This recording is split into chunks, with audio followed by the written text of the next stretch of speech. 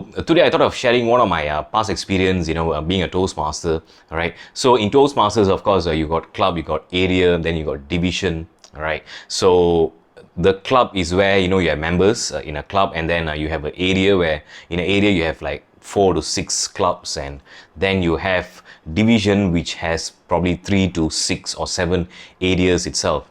And the person who's leading the division is called division governor. So I had the privilege to be a division governor 9 years ago, the term 2012-2013, all right, where I had 29 clubs under my division, all right, and across 5 states, right. So when I started the term, I started with 28 clubs, right, and of course in Toastmasters, they want to encourage people to perform, right, and to serve the members and the club and stuff like that. So what they do, they give awards, right? So they set criterias. So there are 3 different awards: distinguished division, then select distinguished division, and the highest is the president distinguished division. And in order for you to achieve at least select distinguished or distinguished division, there should be 0 net loss of clubs. All right, so let's say when you have a positive 1 or net growth of 1 club, right, and you can qualify for president distinguished division. Of course, there are also other criterias, but apart from that, this is one of the crucial ones, right? So of course, for me, looking at it, chartering a new club, it means when I say positive 1 means you must create or charter a new club. We won't say create, we say charter, right?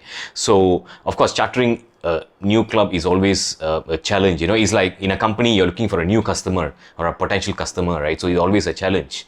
And what if you lose the customers to your competitor, right? So it's a challenge. So same thing, I have to go and look for opportunities to charter a club, right? A new club. But at the same time, I must maintain the current clubs, right? So that they don't die or close down, right? So that's also another challenge. So I need to manage this as a division governor. So of course there's a team. I had around 15 members in my team, right, working with me. So that's why we tried our goal to achieve this.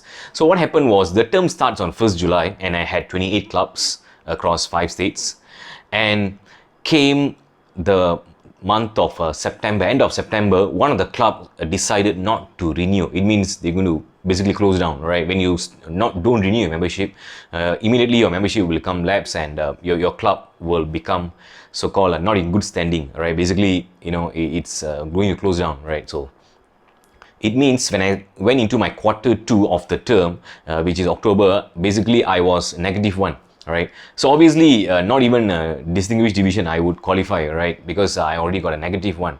But the minimum qualification is 0, right, or no net loss of clubs. So of course thereafter, I went and looked for my prospects, opportunities. So I had like a demonstration meetings, 2 to 3 so-called places, and of course I was keeping my fingers crossed at least one will work out.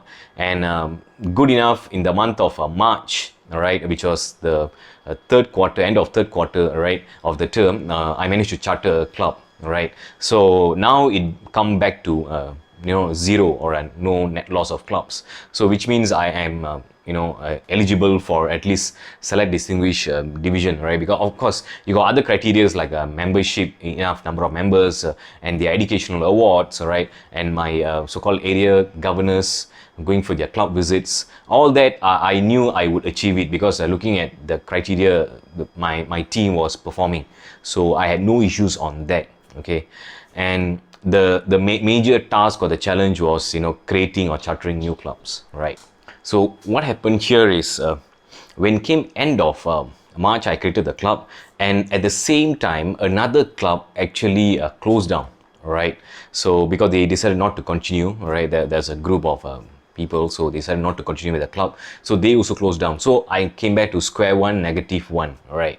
So again, it's a challenge. So I tried my level best. I had more demonstration meetings, all right? So I was expecting, I had conducted 2 meetings, so I was expecting at least one will work out. Then came the month of June, both also declined. They said the company decided not to sponsor, or the company don't have funds, so they said no. So what happened here is I was like, either should I just maintain and just go with that, or see what I can do, kind of thing. I was in a state of confusion. But then I had strong teammates and who were with me in the division, right, and also my mentors. So they said, don't worry, until it happens, it will happen. All right. So till so long it never ends, you still go on. All right. So it's not end until it end. All right. So the thing is that our deadline is 30th June. And being in Asia, you have advantage of another 12 to 14 hours because the American timeline is 14 hours behind. So you still have an additional cushion there. So basically, you still can do something on 1st July for the first half of the day. So I was keeping my fingers crossed. So what happened the third week of June, all right, this was towards the last moment, all right. There were one of the member where I conducted the demonstration meeting. He said, Meyya, I managed to convince my management so we can charter the club. So let's go and charter the club. So of course, the final week of the term, right, which is the fourth week of June, okay, I prepared all the documentation, and on the 28th of June, I submitted the documentations or the club charter form. So of course, now we are back to zero, no net loss, right? So I lost 2 clubs. Now I chartered 2 clubs, right? So that's fine. Then of course my mentor said, you still have 2 more days, or literally 2.5 days. Why don't you push further? Maybe some miracles can happen. Till it's not end, it's not end. So you work until the end. So the thing is that you see if there's any opportunities. So on the 29th, I received a call from a person. The person said one of my branch had a Toastmasters, and the member actually referred your name. Then I realized actually it's a club in my division, and they have another branch in another district, or another state. So they wanted to charter the club. So I thought, okay, fine, let's contact and let's meet up. So we met up, and immediately they said, yes, we have the number of members, we have the fund, the management has agreed, they have the budget. So let's go ahead and fill up the form. So on the 29th, immediately after the call at 11:30 p.m., I submitted another charter form of a club. So now it's net growth of 1, which means I'm eligible for President Distinguished Division. And yes, end of the term, I finished with President Distinguished Division. All right, with 29 clubs. I started with 28, I ended with 29, right? So, ladies and gentlemen, what I'm advising here is you work until the end. All right, just because you feel there is a losing moment doesn't mean you will lose. Okay, miracles can happen. So just work till the last moment. Even in football, you still have injury time, right? Until the referee blows the whistle, anything can happen.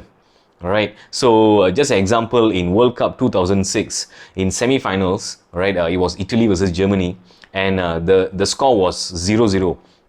But so Germany thought, okay, fine, let's go towards penalty and beat Italy.